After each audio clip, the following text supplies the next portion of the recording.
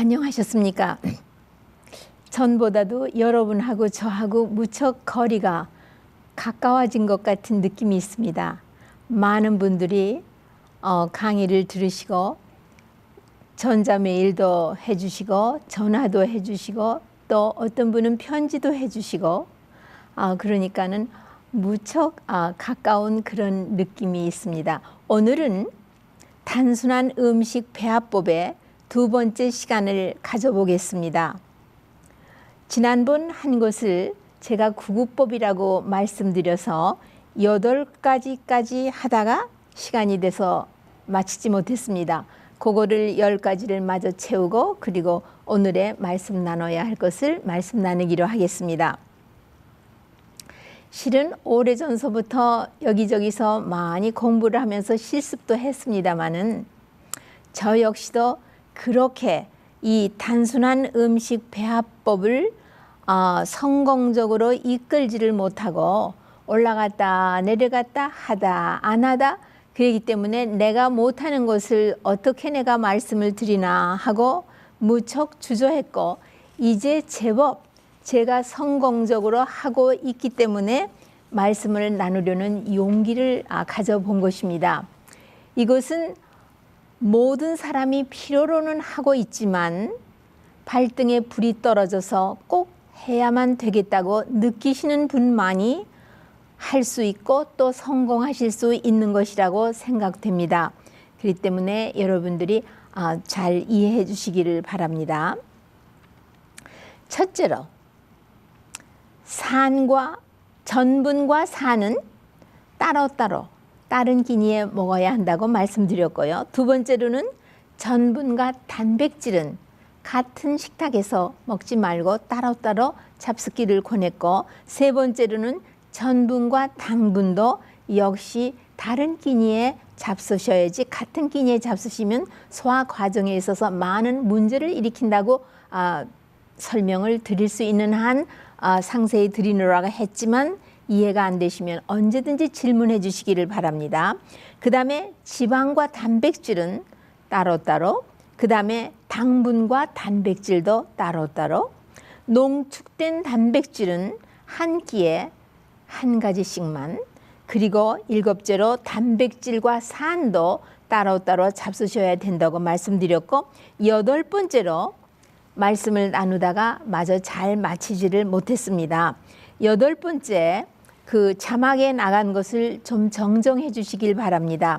모든 참외 종류는 따로 먹어야 함.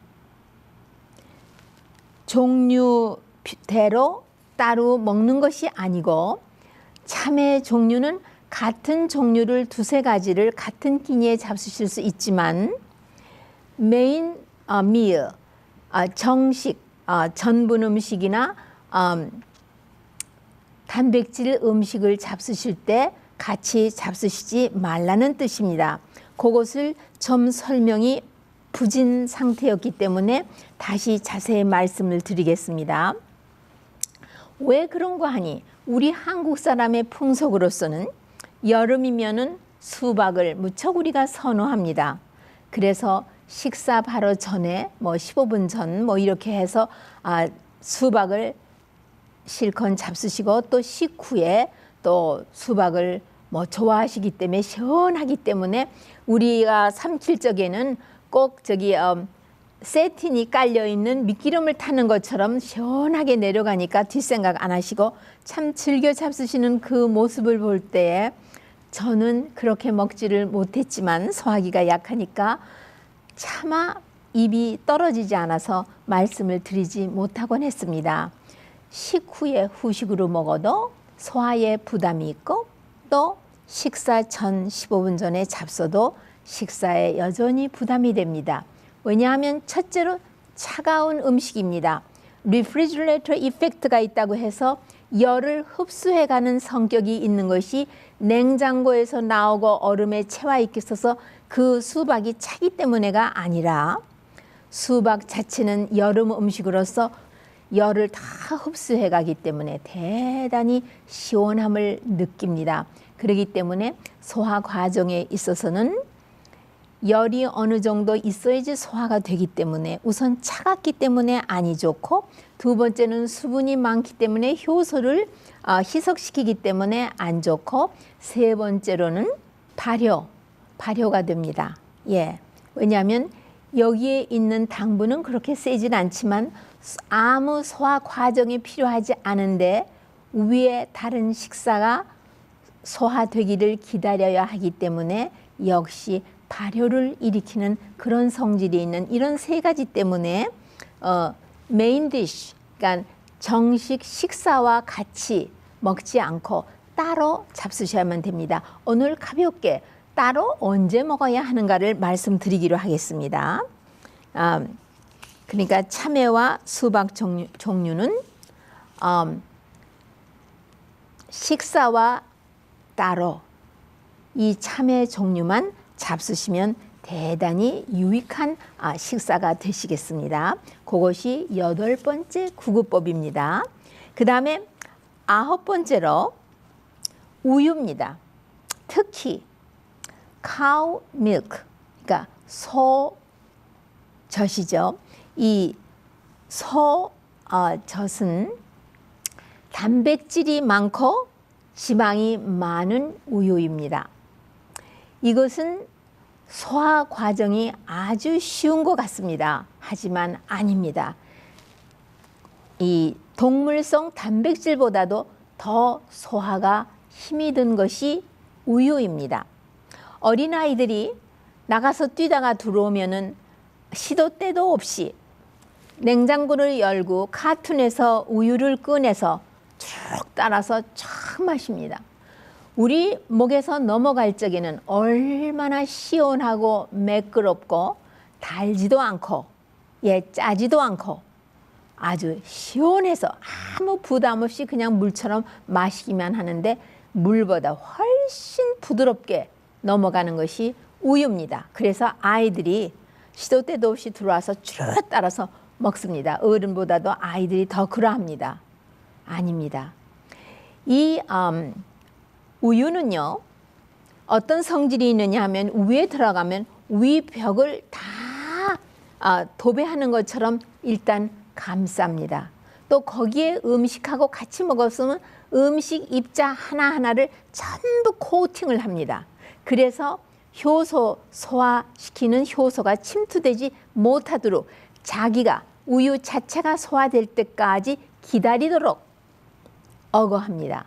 그런데 우유는 처음에는 아주 위산도가 낮은 데서 펩신이 설설 일을 시작하면서 거의 우유가 소화가 다 될 쯤 하는 마지막 부분에는 산도를 많이 높으면서 거기에 있는 단백질을 싹 소화를 시키는 이런 성질이 있기 때문에 특히 여러분 들으셔서 아실 수도 있습니다. 그 오소독스 주, 유대인 가운데도 오소독스 주라는 그 그룹이 있습니다.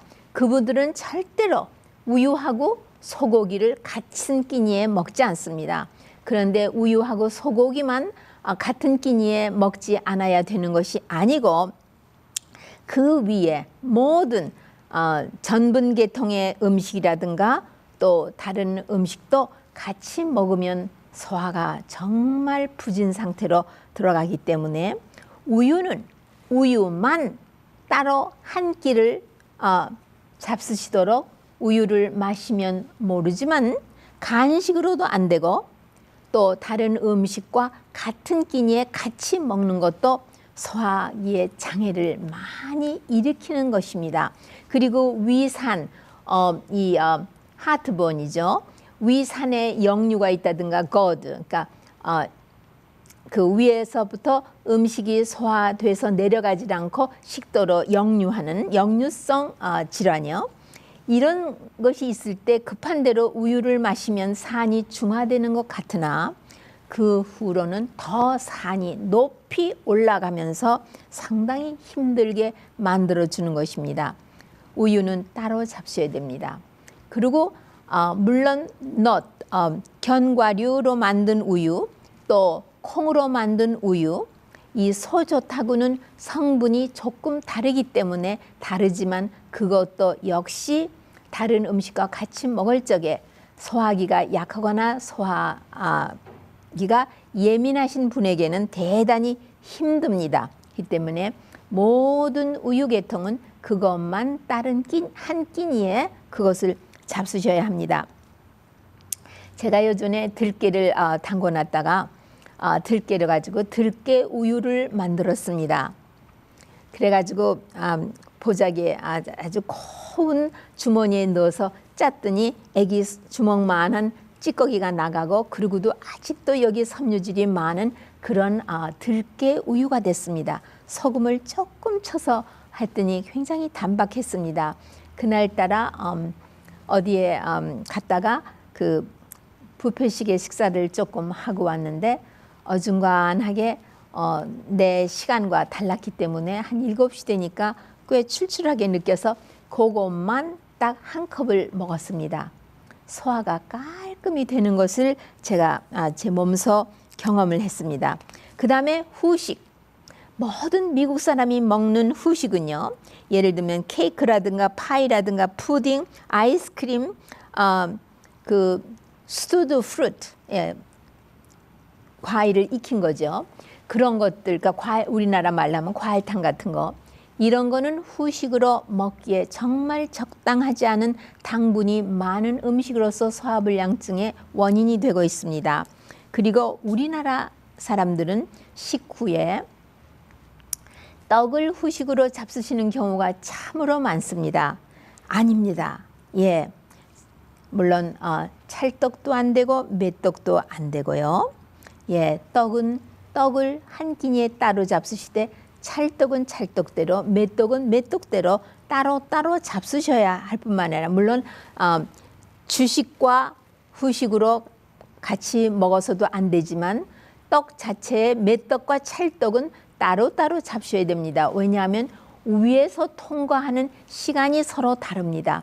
찰것은 오래 머무르기를 원하고 그러니까 현미쌀은 또 빨리 소화가 돼서 내려가기를 원하기 때문에 정제한 흰쌀이 아니고 현미떡이라 할지라도 찰떡과 메떡은 따로 잡수는 게 유익하며 또 밥을 지을 때도 우리 현미밥에다가 현미 찹쌀을 섞어서 지셔서 차분해서 젓가락으로 식사하시는 것을 즐기실 수는 있지만 소화에는 대단히 부담이 되고 맵쌀은 이상 발효를 일으키게 됩니다. 그렇기 때문에 서로 그 위를 통과하는 시간이 달라서 그렇습니다. 그러니까는 그다음에 또 떡은요. 설탕을 넣고 늘 떡을 만드십니다. 물론 소금 넣고 설탕 넣고요. 그러기 때문에 그다음에 여러 가지로 정제되어 있고 해서 아닙니다. 네.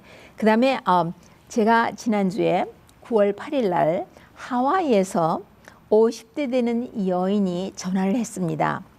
저에게 참 용기를 주는 그런 간증이라고 할까요? 자기 라이프 스타일 모디파이 하는데 생활 습관 바꾼 것에 대해서 꽤 오래 전서부터 우리 라이프 토크를 즐겨 보고 계신 분인데 그분의 건강 문제는 갑상선 저하증이 있었고 위장 장애가 꽤 불편할 정도로 있었고 갑상선 저하증으로 그 신트로이라는 갑상선 호르몬 약을 한 10년 이상 잡숴 오셨는데 늘 불쾌하고 편안하지 않았다고 했습니다.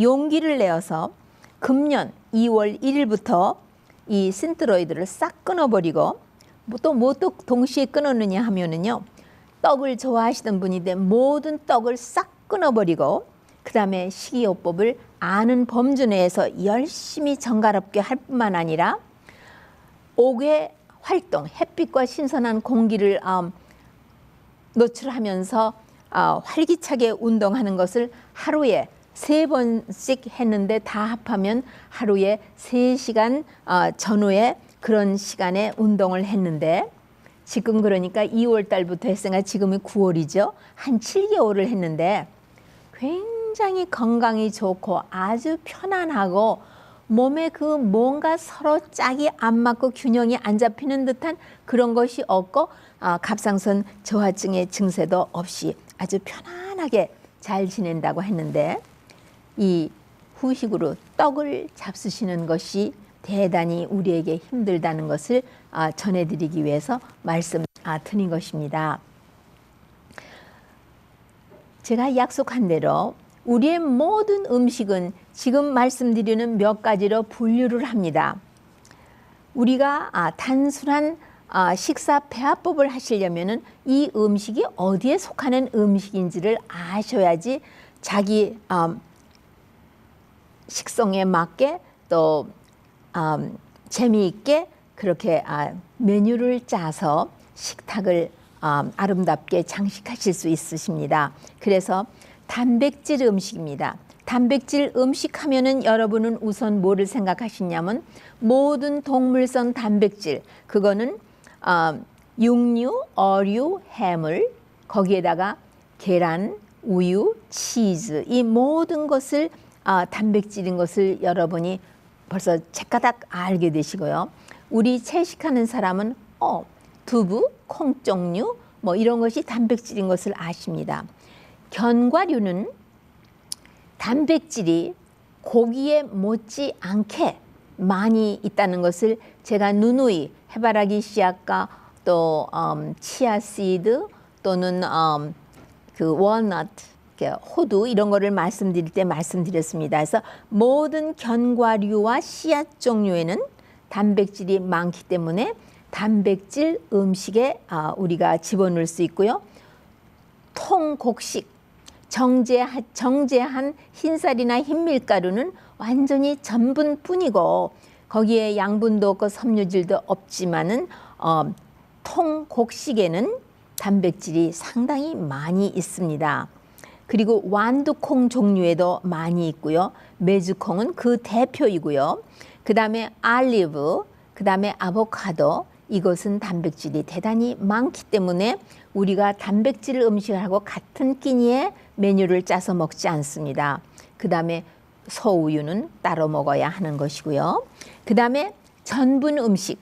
전분 음식하면 이 전분과 당분 둘을 같이 묶는 것이 함수탄소입니다. 함수탄소, 카보하이드레이트, 그러면은 함수탄소 안에는 스타치, 전분하고 sugars, 모든 단 음식이 다 여기에 속합니다. 그러면 전분 음식으로서는요, 아까 단백질에서도 통곡식이 나왔지만 통곡식은 단백질이 있을 뿐만 아니라 전분도 많기 때문에 전분 음식에도 들어가고 있습니다.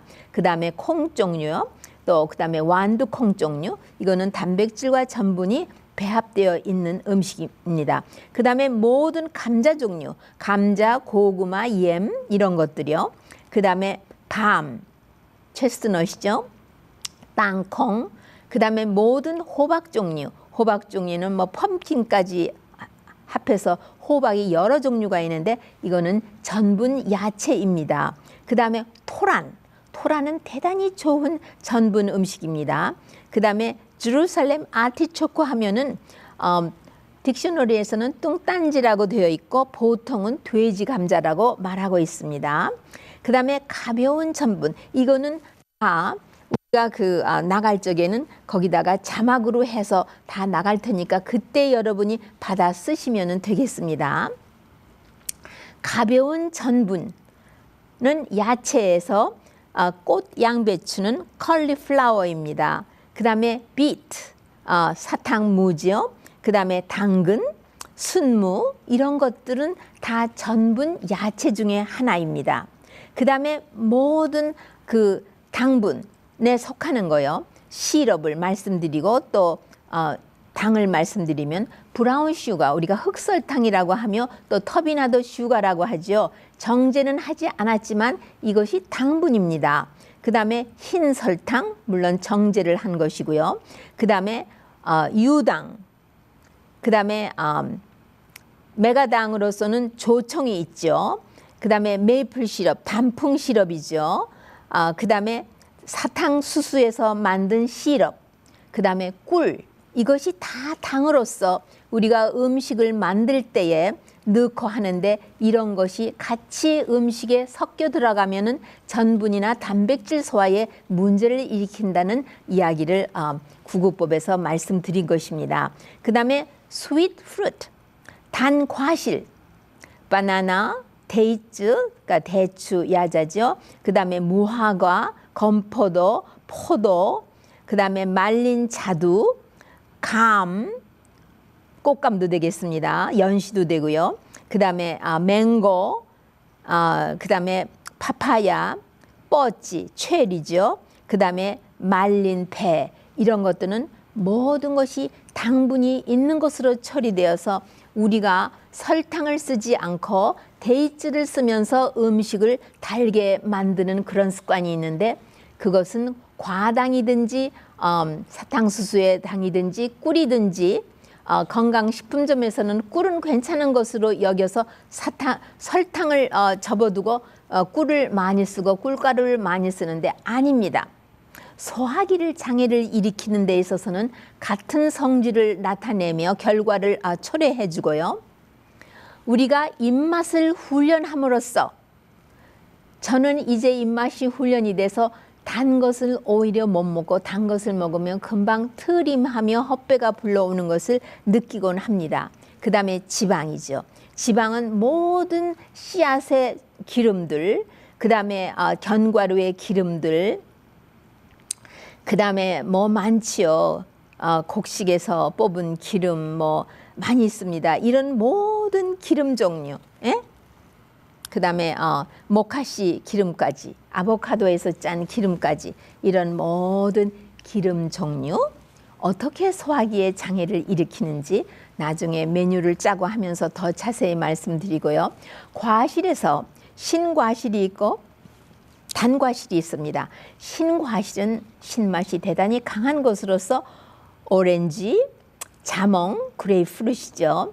그 다음에 파인애플, 석류, 도마도, 레몬, 라임, 신사과, 신포도, 신복숭아, 그 다음에 신자두, 이런 것들은 신과실에 속하고, 그 다음에 신맛이 아주 약한 약산의 과일들은요, 신선한 무화과도 약간 달면서도 산이 있습니다. 배, 단 뻐찌, 그 다음에 단 복숭아, 단 사과, 자두, 그 다음에 그 월귤나무류 열매라고 허클베리라는 게 있습니다. 그 다음에 단 자두, 이런 것들은 살짝 신 과실에 속합니다. 그러면은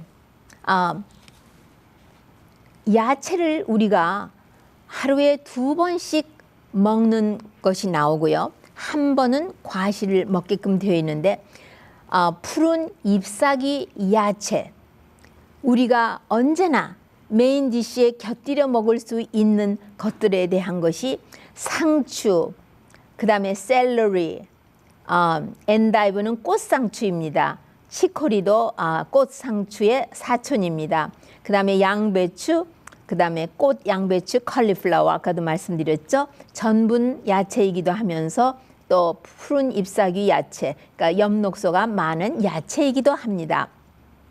브로콜리, 브루셀 스프라우트, 그 새끼 양배추라고 저는 말합니다. 그 다음에 컬러드, 이 케일의 한 변형입니다. 그 다음에 시금치, 근대, 오클라, 오이, 그 다음에 아스파라거스, 그 다음에 우리 배추요. 그 다음에 무, 그 차이브라고 그 꼴파가 있습니다. 실파 같은 겁니다. 그 다음에 게자, 그 다음에 터닙, 그 순무의 잎사귀입니다. 케일, 그 다음에 뮬레인, 뮬레인도 이것이 굉장히 좋은 푸른잎의 야채입니다. 그 다음에 그러니까 새끼 옥수수죠. 그린 콘이라고 하는데, 이거는 중국 요리할 때고 새끼 이렇게 옥수수가 들어가 있지 않습니까? 이것도 굉장히 좋은 야채고 영양가가 높습니다. 그 다음에 가지, 그 다음에 그 이것도 하나의 콜라비라고 이것도 양배추과에 속하는 것입니다. 그 다음에 파슬리, 그 다음에 워터크레스트, 그 다음에 양파, 그 다음에 부추, 파, 마늘, 호박, 그 다음에 이것도 일종의 아까 말하는 그 엔다이브하고 사춘되는 그런 상추 종류입니다. 그 다음에 비트의 그 잎사귀, 그 다음에 죽순, 그 다음에 민들레, 그 다음에는 단 고추요. 이런 것들이 다 푸른 야채과에 속합니다. 그 다음에 멜론, 뭐 수박으로 시작해서 여러 가지 종류의 그 참외 종류를 다 말하는 것입니다. 우리가 메뉴를 짤 적에는요, 지금 가을에 접어듭니다. 그때 나오는 여러 가지 야채가 있는가 하면 과실도 그렇고요. 그 다음에 겨울에 나오는 것이 있고요. 봄, 여름 해서 우리가 사시장순을 나누어서 생각해 볼 수 있습니다. 그리고 메뉴에 대해서는 앞으로 정말 구체적으로 왜 이것이 이래야 하는가 하면서 말씀을 나누기로 하고, 제가 이렇게 말씀을 드릴 뿐만 아니라 제가 실제로 실천을 많이 해보고 이제 적응이 되었고 나를 훈련해서 의지로 절제 생활을 하는데 이 정도면 훈련이 가능하고 하고자 하는 마음만 있으면 누구든지 함으로써 예민한 소화기 질환을 고칠 뿐만 아니라 맑은 정신, 더 좋은 건강을 누릴 수 있는 단순한 식사 배합법에 대해서 제가 성공을 하였기 때문에 여러분과 나눕니다. 다음에는 이런저런 우리는 어떤 메뉴를 가지고 어떻게 아침, 점심, 저녁에 야채와 과실과 단백질과 전분 음식을 이렇게 단순한 배합법에 의해서 잡숫고 건강하실 수 있는지를 구체적으로 말씀을 나누기로 하고 오늘은 여기서 마치겠습니다. 그럼 안녕히 계십시오.